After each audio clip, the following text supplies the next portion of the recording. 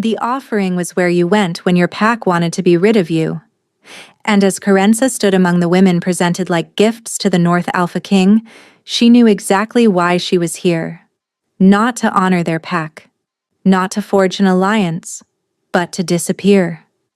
She kept her head bowed, her body wrapped in layers of dark fabric despite the summer heat. Every inch of skin covered, every scar hidden. The other women wore silks and jewels, baring shoulders and throats, hoping to catch a king's eye. Coincidental only hoped to survive the night without collapsing. The whispers had already started. Why is that one dressed like she's attending a funeral? She looks half dead already. They weren't wrong. Beneath the fabric, her body told a story no one was meant to read. The bruises that never healed. The veins that ran black beneath her skin. The scars that multiplied with every passing moon. For 7 years, Coincidental had carried her pack's suffering in her flesh. Their sickness became her sickness. Their pain became her pain. Their secrets lived in the marks that covered her from throat to ankle, and now they'd sent her here to die quietly, far from home. She would not be chosen. She was too weak, too broken, and too strange. Then the North Alpha King walked into the hall. Severin of Frostmere, the wolf who walks alone. Ruthless, powerful, cold as the northern winds that bore his name. He moved past daughters of high alphas without a glance, past beauties who'd prepared for months, past every worthy candidate, and stopped directly in front of her. "This one," he said. The air left Coincidental's lungs. She didn't understand his choice, not until he made his terms clear. He would take her north, protect her, provide for her pack, but under one condition. He would never truly claim her as his mate. What Coincidental didn't know was that protecting her pack's secret had slowly been killing her. And the North Alpha King was dying too. The great hall of Ashenford had been transformed for the offering. Silk banners hung from ancient rafters, candles flickered in iron chandeliers. The stone floor had been scrubbed until it gleamed, erasing years of neglect in a single desperate night. All to impress a king who hadn't visited the southern territories in over a decade. Coincidental stood at the end of the line, positioned as far from the entrance as possible. This was deliberate. Pack Alpha Dagny had made that clear. Stay in the back. Stay quiet. Don't embarrass us. As if Coincidental had ever done anything but stay quiet. She counted 11 other women arranged before her. Daughters of beta families, cousins of warriors, a few omegas with exceptional beauty. All of them young, healthy, glowing with vitality. And then there was her. 23 years old and already bent like a woman of 60. Her hands trembled if she didn't clasp them together. Her bones ached constantly. Some days she couldn't walk without assistance. Burden bearer, her mother had called her in those final weeks before the weight of the pack's suffering had killed her too. It's what we are, what we do. The pack survives because we absorb what would destroy them. Coincidental had been 16 when she inherited the role. 16 when she first felt another's pain flood into her veins like poison. 16 when the first scar appeared on her collarbone, a silver line that hadn't come from any wound. Now her body was a map of 7 years of service. Every plague she'd pulled from fevered children, every injury she'd drawn from wounded warriors, every grief she'd siphoned from widows who couldn't bear to go on. The pack thrived. Coincidental deteriorated, and no one spoke of it. Ever. The king approaches. The hall fell silent. Even the candle flames seemed to still. Coincidental felt him before she saw him. A presence like a winter storm rolling down from the mountains. Power so immense it pressed against her chest, made her lungs struggle for air. The doors opened. Severin of Frostmere entered alone. No entourage, no advisors, no guards, just a single man who moved like he'd never once feared anything in his existence. He was tall, taller than any alpha she'd ever seen, with shoulders broad enough to block out the torchlight behind him. His hair was dark, nearly black, falling past his jaw in waves that looked like they'd never been tamed. His eyes were the color of a frozen lake, pale gray with depths that promised nothing warm lived beneath. Beautiful wasn't the right word. Beautiful implied softness. There was nothing soft about the North Alpha King. He was carved from ice and iron, every angle sharp, every line unforgiving. The women before her straightened, chests lifted, chins tilted to display elegant throats. Coincidental only shrank further into her wrappings. Pack Alpha Dagny stepped forward, all false warmth and calculated smiles. "Your Majesty, Thornvale Pack is honored beyond words. Please allow me to present our finest. I'll see them myself." The king's voice cut through her speech like a blade through silk. Deep, cold, utterly devoid of interest. He began walking.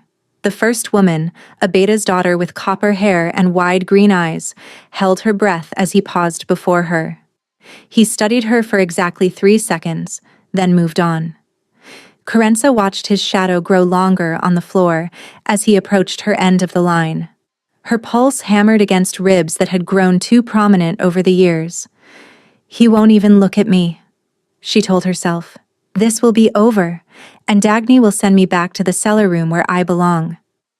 The king passed the 10th woman. The 11th woman, a stunning Omega with silver blonde hair, gave him her most radiant smile. He didn't even pause. And then he was standing in front of Coincidental. She kept her eyes fixed on his boots. Black leather, well-worn, practical rather than ornate. The silence stretched. "Look up," the king said. Slowly, reluctantly, she raised her head. His eyes met hers through the shadow of her hood. Pale gray locked onto dark amber. And something shifted in his expression, something that looked almost like recognition, though they'd never met. His nostrils flared slightly. He was scenting her. "You're ill," he observed. "Yes, Your Majesty." "Dying?" She should have lied. Instead, she said, "Eventually." "Yes." Gasps rippled through the hall. Dagny made a strangled sound of horror. The North Alpha King tilted his head, studying her like a puzzle he intended to solve. "And yet you came here anyway," he said softly, "knowing you'd likely be rejected." "I came because I was sent, Your Majesty. I've never had the luxury of choosing my own fate." Something shifted in his frozen expression. Not warmth, exactly, but interest. He turned to face Dagny. "This one," the North Alpha King announced. "I'll take her." Chaos erupted. The journey north took 4 days. Coincidental spent most of it in a carriage that moved too quickly over rough terrain, her body jostled and aching, her mind racing with questions she couldn't answer. Why had he chosen her? What possible use could the most powerful alpha in the realm have for a dying woman? The king rode ahead on a massive black stallion, never once glancing back. She saw him only in glimpses through the window. The rigid line of his shoulders, the strange, unnerving stillness he carried even in motion. He hadn't spoken to her since the offering. On the 3rd night, they stopped at an outpost. Coincidental was escorted to a small room when a woman entered. Middle-aged, stern-faced, with gray-streaked hair pulled back in a severe knot.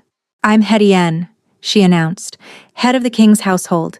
You'll be examined before you're presented to him again." Ice flooded Coincidental's veins. Examined? Standard procedure for all potential mates. "No." The word came out sharp. "I cannot be examined. His Majesty accepted me as I am." Hedienne studied her with shrewd eyes. "The king said you'd refuse. He also said to respect your wishes." She paused. "I've served him for 20 years. He's never once adjusted his requirements for anyone."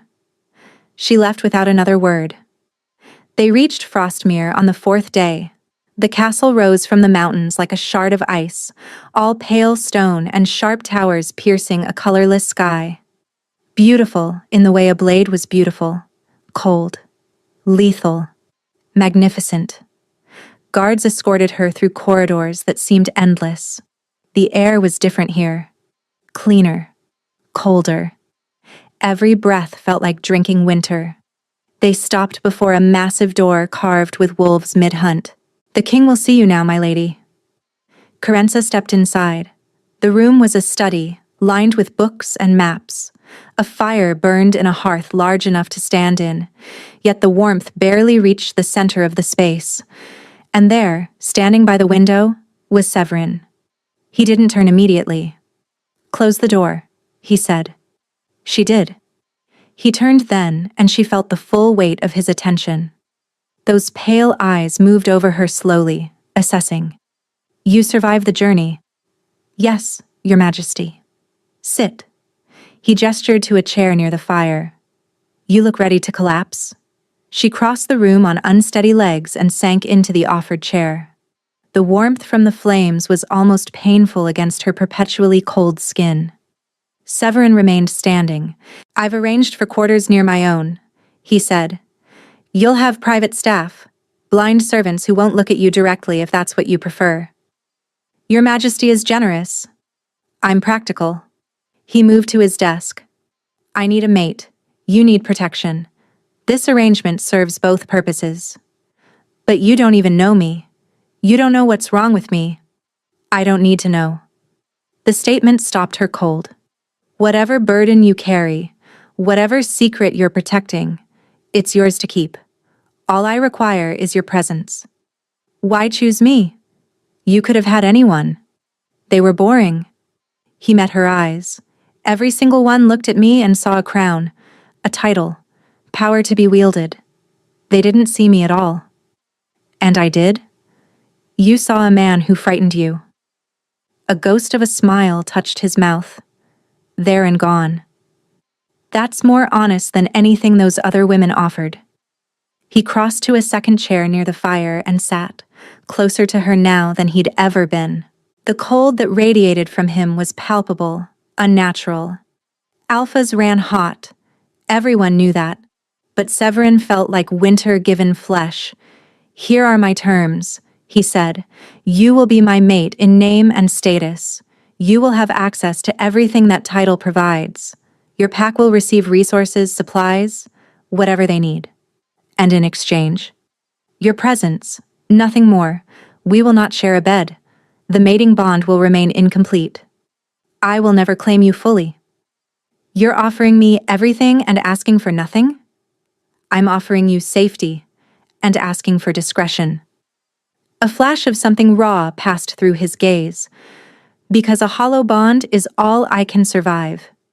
Before she could ask what that meant, he stood abruptly. "My steward will show you to your chambers. We'll speak again tomorrow." He was almost to the door when she called out, "Your Majesty, at the offering, when you scented me, what did you smell?" Silence. Long. Heavy. Then, quietly, "Peace." The word hung in the air as he left, and Corenza sat by the fire, trembling, because no one had ever smelled peace on her before. Only pain. 3 days passed in a blur of rest and confusion. Corenza's chambers were larger than the entire dwelling she'd shared with 6 other packmates in Thornvale. A canopied bed, with furs thick enough to drown in. Windows overlooking snow-capped peaks. A private bathing room with water that ran hot at any hour. And the servants. The king had been true to his word. The 3 women assigned to her were all blind, their eyes clouded from birth. They moved with practiced grace, bathing her carefully, dressing her in soft fabrics, and asking no questions about the scars their fingers surely felt. On the 3rd morning, a summons came. The treaty announcement would take place before the gathered court. Corenza dressed carefully, layering fabric until every inch of marked skin was hidden. The gown Severin had provided was beautiful, deep burgundy velvet with long sleeves and a high collar. It concealed everything. The great hall of Frostmere was even more imposing than Ashenford's. Vaulted ceilings disappeared into shadow. Pillars of white stone rose like frozen trees. And everywhere, wolves. carvings and tapestries and banners celebrating the wolves who had ruled this territory for centuries. Nobles filled the space, their eyes tracking Corenza as she walked toward the raised platform where Severin waited. He wore black, as always. His crown was a simple band of dark iron, almost invisible against his hair. He looked like a king who'd won his throne through blood rather than birthright. Because he had. The whispers started as she approached. That's her? She looked sickly. What was he thinking? Corenza kept her eyes forward, her chin level. She'd survived worse than court gossip. She reached the platform and curtsied. Your Majesty, rise. Severin's voice silenced the whispers. He extended his hand. She took it. His skin was cold, so cold, even through her glove. He turned to address the court. Lords and ladies of the North, I present Corenza of Thornvale Pack. She will become my mate and your queen. The disapproval was palpable. Cold stares, thinned lips, poorly concealed sneers. One lord, an older alpha with a gray beard, stepped forward. Your Majesty, forgive my bluntness, this alliance seems unbalanced. Thornvale offers nothing of strategic value. Severin's expression didn't change. Are you questioning my judgment, Lord Brennick? I'm questioning the wisdom of taking a mate who appears more burden than benefit. Several courtiers snickered. Heat flooded Corenza's cheeks, but before she could respond, Severin spoke. Lady Corenza, perhaps you could reassure Lord Brennick. She understood. This was a test. Corenza turned to face the Lord directly. My lord, I've survived things that would have killed wolves twice my size. I've endured pain that would have broken warriors. I've carried burdens that would have crushed men like you beneath their weight. She stepped closer. I may look fragile, but I promise you I am the last thing you should underestimate. Silence crashed over the hall. Well spoken. A note of approval colored Severin's voice. The ceremony will take place in 5 days. You're all dismissed. The court dispersed slowly. Severin escorted her through a private corridor, away from prying eyes. They walked in silence until they reached a small courtyard, open to the gray sky. And there, waiting by a frozen fountain, stood a figure Corenza recognized. Her stomach plummeted. Meron, her younger brother. The boy she'd shielded from the truth for 7 years. He looked older, harder. The softness she remembered had been replaced by the lean wariness of a warrior. Corenza. His voice was flat. I came to deliver a message. Severin tensed beside her. You're a long way from Thornvale. Alpha Dagny sent me. Meron didn't look at the king. His eyes were fixed on his sister. She wanted to congratulate you on your good fortune, and to remind you of your obligations. The hidden meaning was clear. Remember what you are. Remember what you owe us. She also wanted me to give you this. He pulled out a carved bone pendant on a leather cord, their mother's necklace. He pressed it into her palm. As his fingers brushed hers, he leaned close, his whisper barely audible. She knows you haven't been absorbing from this distance. The pack is getting sick again. If you don't return to your duties, she'll tell your king exactly what you've been hiding. He pulled back, and Corenza saw something in his eyes. Conflict, perhaps guilt, before a mask slammed back into place. Safe travels, sister. Then he was gone. Corenza stood frozen, the pendant biting into her palm. Corenza. Severin's voice came from far away. What did he say to you? Nothing, Your Majesty. Just family matters. Severin studied her for a long moment. Then he did something unexpected. He removed his glove and pressed his bare palm against her cheek. His skin was ice, colder than anything living should be. But beneath the cold, she felt something else. A tremor. A flicker. Like something inside him was fighting to break free. You're lying, he said quietly. But I won't force the truth from you. His thumb brushed her cheekbone, and she saw his eyes flicker, the gray briefly swallowed by something gold and wild. His wolf. She'd glimpsed his wolf, just for an instant. And it was dying. Severin pulled his hand back sharply, as if he'd revealed too much. Return to your chambers. Rest. The ceremony will require your strength. He left her standing in the frozen courtyard, her brother's warning ringing in her ears and a new grim knowledge taking root. The North Alpha King was hiding something too, and whatever was killing him was far worse than what was killing her. The ceremony took place at midnight. Coincidental had expected something grand, a cathedral filled with witnesses, elaborate rituals. Instead, Severin led her to a small chapel carved into the mountainside behind the castle. Ancient, private, lit by nothing but moonlight streaming through a single arched window. No audience, he explained. The public ceremony was for the court. This is for us. A priest waited by the altar, old and weathered, his eyes kind. He spoke the sacred words in the old tongue. Coincidental understood only fragments, but the meaning was clear. Bond, protect, endure. When the priest asked for their vows, Severin spoke first. I take you as my mate. I offer you my name, my protection, my territory. What is mine becomes yours. Your enemies become my enemies. Your burdens become my burdens. The last words made Coincidental flinch. If only he knew.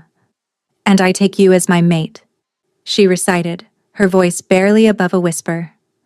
I offer you my loyalty, my presence, my truth. Liar. Something hissed inside her. The claiming. The priest said gently, you must exchange marks to seal the bond. Coincidental's chest tightened. The mark. She'd have to bare her neck. He'd see the scars. We discussed this, Severin said quietly. A partial bond will suffice. He extended his hand, palm up. Wrist to wrist. Older, less common, but recognized. Relief washed through her. You've thought of everything. I've had time to plan, and reasons to avoid a full bond myself. He removed his glove. His wrist was bare in the moonlight. But as Coincidental looked closer, she saw something else. Frost patterns. Delicate, crystalline lines spreading from his pulse point toward his forearm. They looked like ice forming on a window. Beautiful and deeply wrong. Your Majesty. The mark, he interrupted. Quickly. Coincidental pushed up her sleeve. Her own wrist was a map of thin silver scars, but in the dim light, they could pass for old injuries. Severin's cold fingers wrapped around her forearm.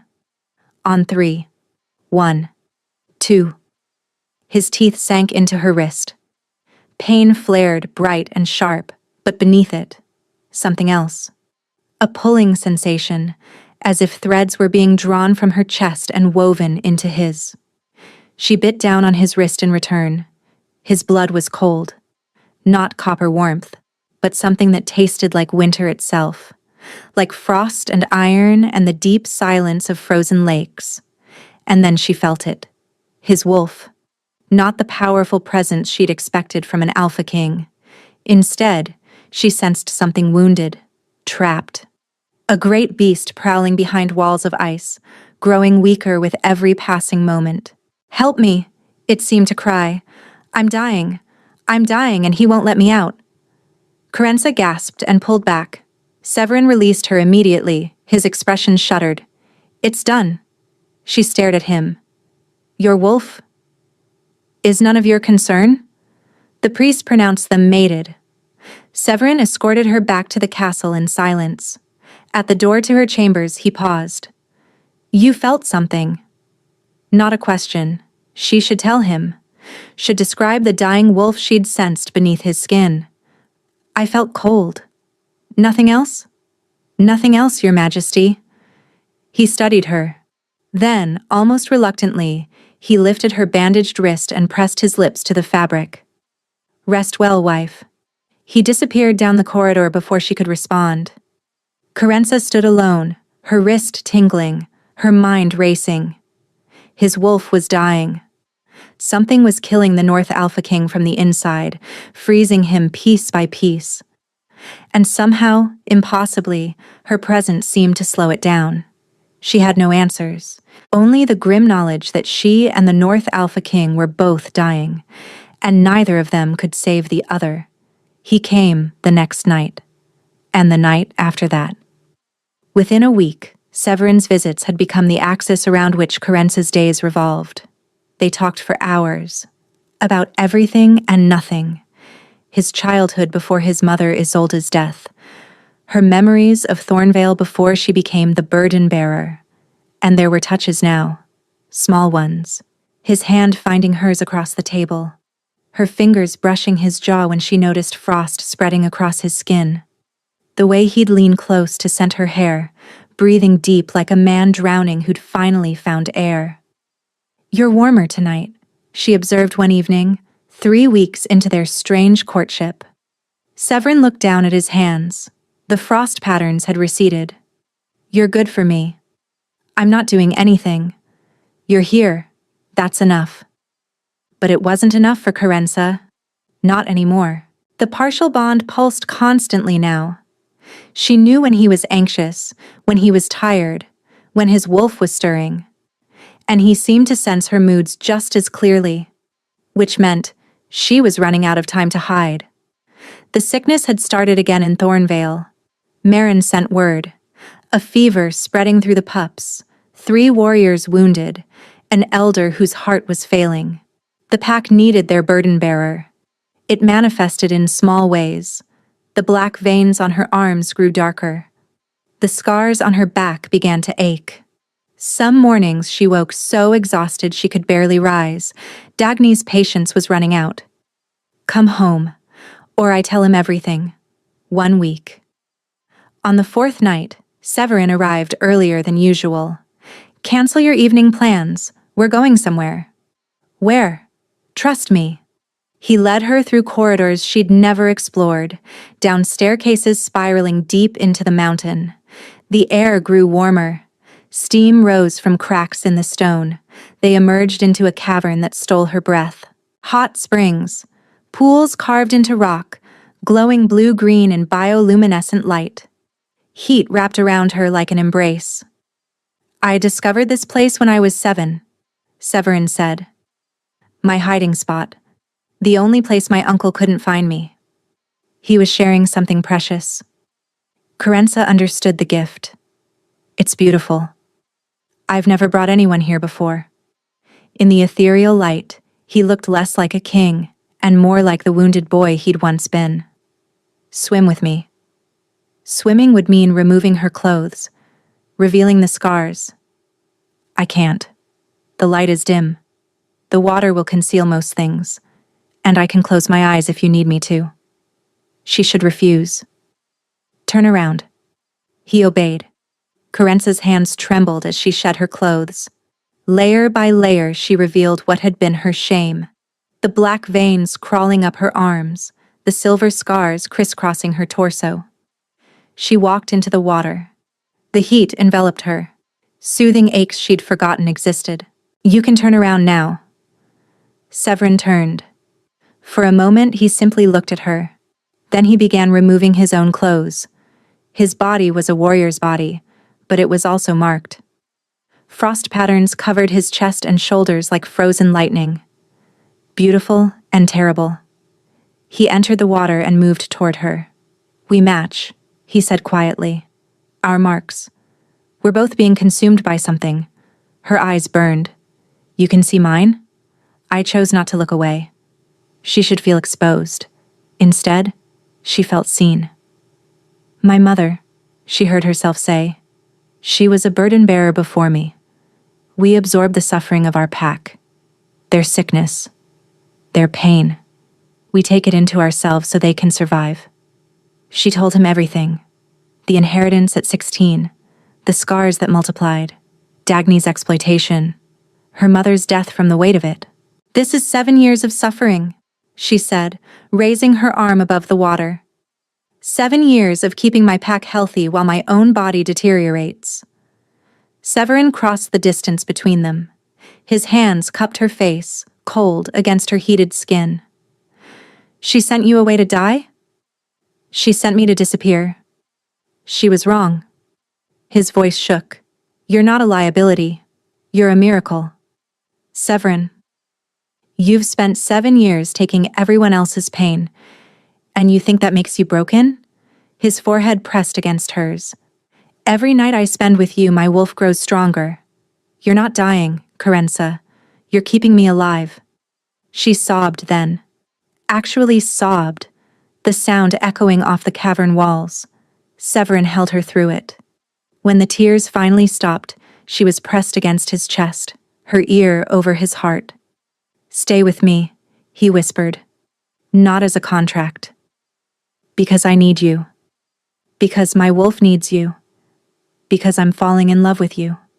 Her pulse stuttered. Don't say that. Don't love me. You'll only get hurt.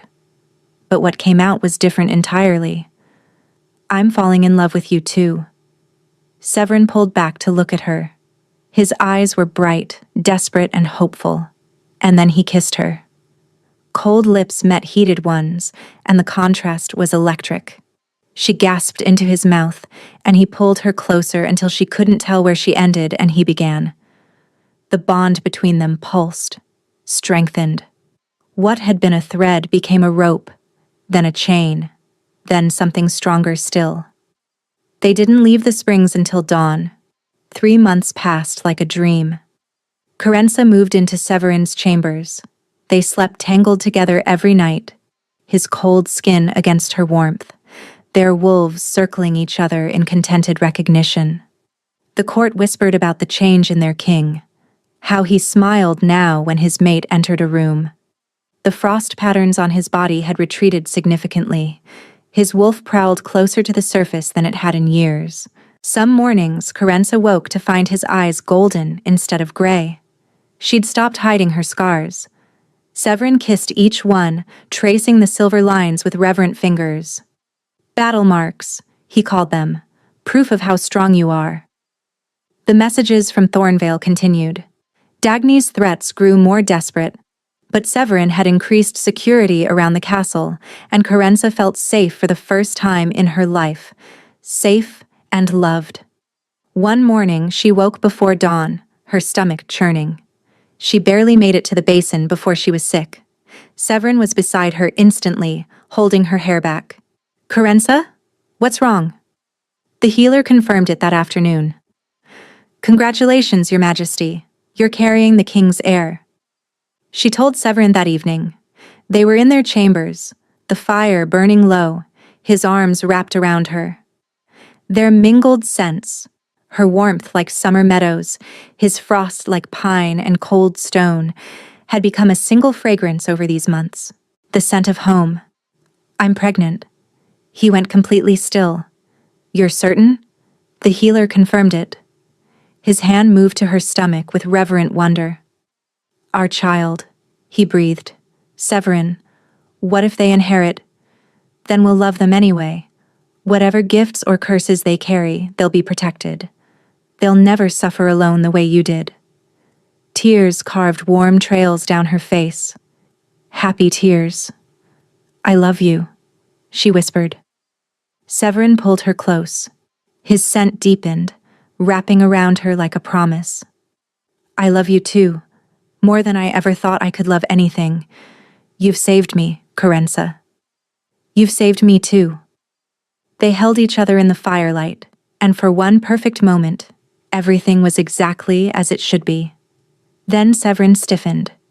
His scent changed instantly, the warm pine turning sharp, acrid, and wrong. What is it?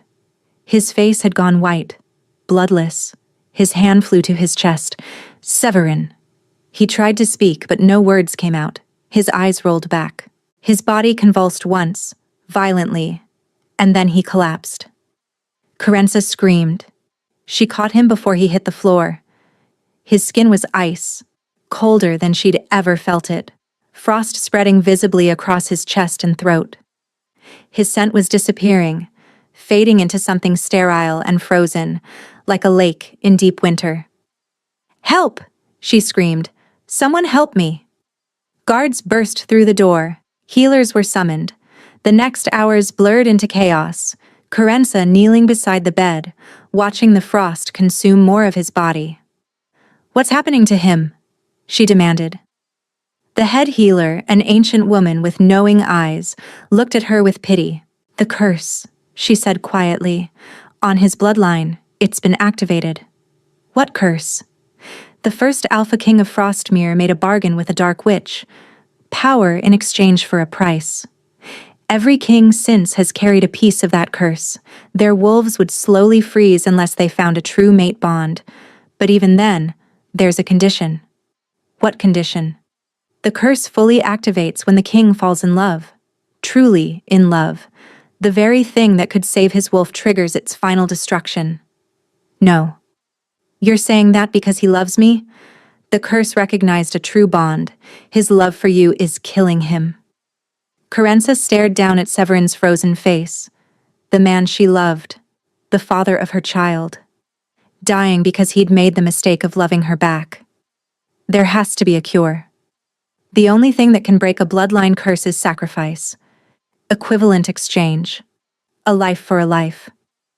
Coincidental's mind raced. Her hand moved to her stomach. No, she would never sacrifice her child. But there was another option. She was a burden bearer. She absorbed suffering. What if she could absorb a curse? Leave us, she said. The healers retreated. Coincidental pressed her palm against Severin's frozen chest. Her gift stirred, recognizing suffering, reaching for it instinctively. I can take it, she whispered. I can take the curse into myself. But the curse was ancient. Absorbing it would consume her entirely, kill her faster than any normal burden, and the baby would die too. She needed a third way. Dagny, the pack alpha who had used her for 7 years, who had once been a witch's apprentice. Coincidental leaned down and pressed her lips to Severin's frozen forehead. Hold on, I'm going to save you, I promise. Then she stood, wrapped her cloak around her shoulders, and walked out into the night. The ride to Thornvale took 2 days, half the time it had taken in the carriage. Coincidental pushed her horse beyond reason, trading for fresh mounts at every outpost, barely stopping to breathe. Every hour she delayed was another hour of frost spreading across Severin's body. The bond pulsed weakly. He was alive, but fading. Thornvale looked smaller than she remembered. The wooden palisade that had seemed imposing in her childhood now appeared weathered, fragile. The guards recognized her immediately. Lady Coincidental, you're alive. Barely. Where is Dagny? The Great Hall, my lady, but... Coincidental was already walking. The doors to the Great Hall burst open at her approach. Dagny sat on the Alpha's throne. Beautiful in the way predators were beautiful. Her silver hair was piled high. Her pale blue eyes watched with mild interest, cold eyes that had always unsettled Coincidental, though she'd never understood why until now. Little burden bearer, I heard rumors you'd become a queen. I need answers. About the curse on the Frostmere line. A shadow crossed Dagny's expression. I'm sure I don't know what you mean. Don't lie to me. I know you were a witch's apprentice. I know you sent me to the North Alpha King deliberately. Silence, then. Everyone out. The hall emptied. Only Coincidental remained. Clever girl. Dagny descended the dais. I always knew you were smarter than your mother. She never questioned. Just absorbed and absorbed until there was nothing left. You killed her. Of course. She was becoming difficult, asking questions about where all that absorbed suffering actually went. Coincidental's blood turned to ice. Where does it go? Did you really think the suffering just disappeared? Dagny circled her slowly. Burden bearers are vessels. The suffering you collect becomes power. Power for what? For me. This close, Coincidental saw what she'd never noticed. Dagny's skin was too smooth. Her movements too fluid. She looked 40. She was over 100 years old. My mentor taught me well. She was the witch who cursed the Frostmere line. Oh, the first king thought it was a bargain. Power in exchange for emotional control. He didn't realize until too late that he'd been tricked. Pride colored Dagny's voice. She understood that suffering is the purest form of energy. Understanding crashed over Corenza. The burden bearers. You've been harvesting the suffering we absorb. For generations. Your grandmother. Your mother. You. All of you. Concentrating pain until I could extract it. But why send me to Severin? Because the curse was weakening. The last 3 Frostmere kings didn't fall in love. Their wolves were too frozen. Without the curse fully activating, I wasn't getting what I needed. Dagny's pale eyes gleamed. When the curse kills your precious king, the grief you'll absorb will sustain me for another century. Corenza couldn't breathe. Everything she'd believed, all of it built on lies. No, I won't let you use me. You don't have a choice. Dagny's hand shot out, gripping her wrist. The bond between us was forged when you were 16. I own you. Corenza felt it then, a tether she'd never noticed, running from her core to Dagny.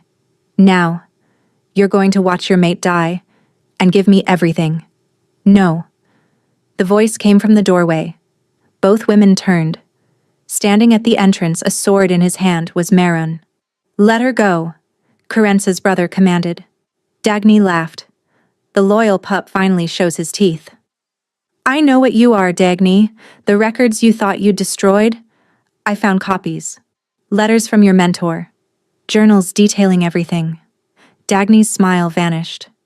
I know you killed our mother. I know you manufactured that plague. I know everything. Then you know you should be afraid. Maybe. But you've never faced 2 of us at once. Maron stopped beside his sister. I'm sorry, he said, voice cracking, for delivering that message. Dagny was watching everything. I had to play along until I had enough proof. Something broke open in Corenza's chest, the family she'd thought she'd lost. How touching. Dagny raised her hand. A family reunion. Pain erupted through Corenza's body, every wound she'd ever absorbed flaring to life at once. She screamed. Maron lunged. Dagny flicked her wrist and he flew backward, slamming into a pillar. He crumpled, unconscious. Now. Dagny stalked forward. Give me what's mine. The pull intensified. Corenza felt herself being emptied, and with it, she felt the baby. No. No! The word tore from her throat. Something deep inside Corenza shattered. The tether Dagny had placed on her 16 years ago exploded outward. Power flooded through her. 7 years of accumulated suffering that had been waiting, building, becoming something more. Dagny stumbled back. What? How? You were wrong about one thing. Corenza rose to her feet. Her veins burned white-hot. The suffering passes through you, but the power was always mine. She raised her hand. Every burden she'd ever absorbed crystallized into pure energy. It blazed around her like white fire, illuminating the hall. The curse, without me maintaining it. The curse dies with your connection to it. Corenza released everything. The energy struck Dagny like a physical blow. The alpha screamed, her preserved youth cracking, lines carved into her face. Her silver hair turned white, then fell out entirely. Centuries caught up with her in seconds. Dagny collapsed. Ancient, withered. My mentor warned me, she gasped.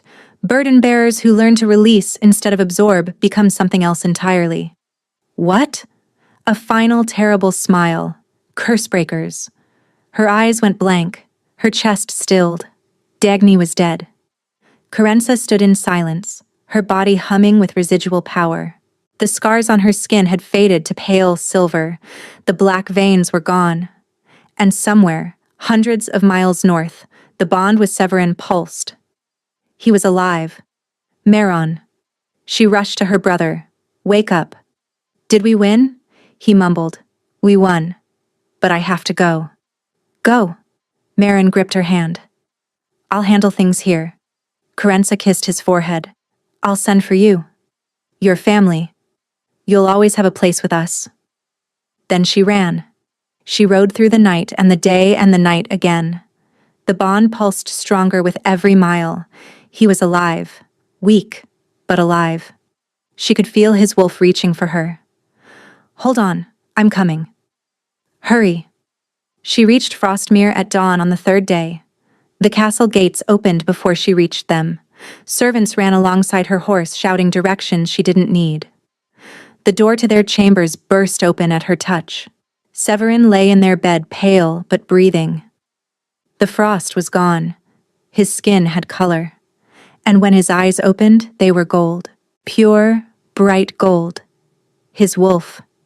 "You did it." His voice was rough. I felt the curse shatter. Corenza fell into his arms. He held her, buried his face in her hair. She felt him shaking. Felt his wolf overwhelming her with relief and love and desperate gratitude. "I thought I'd lost you," he whispered. "Never." She told him everything. Dagny, the burden bearers, the harvesting, the confrontation. When she finished, his expression settled on wonder. "You released 7 years of absorbed suffering. That should have killed you. I had something to live for." She touched her stomach. "Our child is going to be fine." Severin pulled her down beside him, tucking her against his chest. He was warm now. Actually warm, for the first time since she'd known him. "I love you," he said.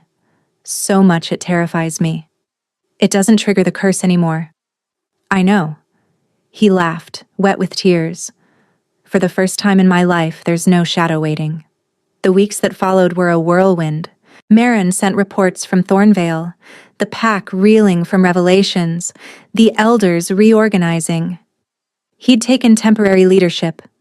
Corenza returned once, as Queen of the North, and spoke the truth about everything. The pack listened. When she finished, an elder rose. "What do you want from us, Your Majesty?" "Healing. If any burden-bearer children are born to this pack, they'll have a choice. They'll learn to use their gift properly. No more secrets.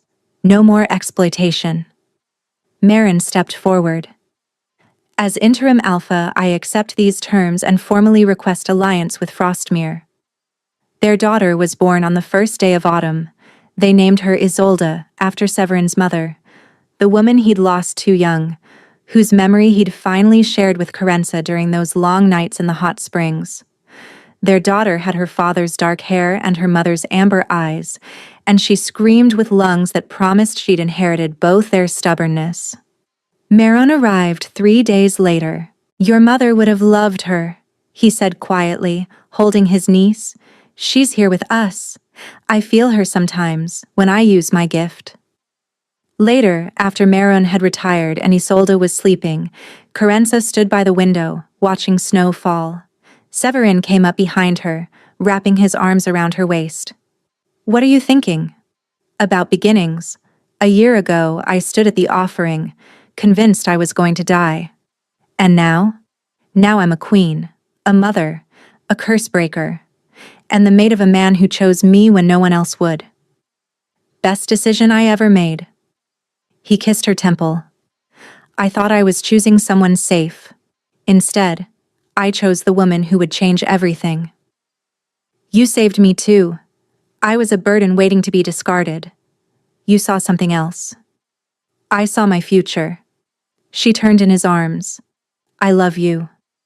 I love you too, more than winter loves the spring that follows it." Outside, snow fell softly on Frostmere. Inside, a fire crackled. A baby slept.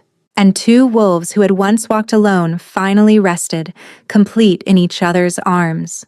The burden-bearer, who had suffered in silence to protect her pack's secret, and the North Alpha King who had discovered the truth and loved her all the more for it.